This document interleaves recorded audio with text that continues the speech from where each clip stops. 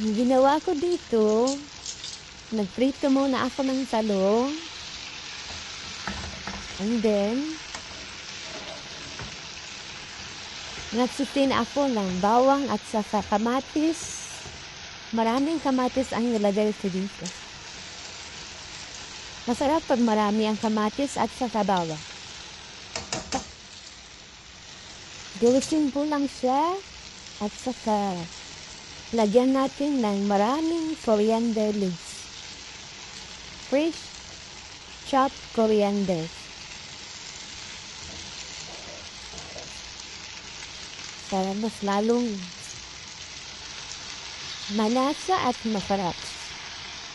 At libre na ang ating ulam ngayong tanghali. Masarap siya sa white rice. Thank you and enjoy. Ready to serve na ang ating pineritong talong. Yummy. So yummy. Thanks for watching.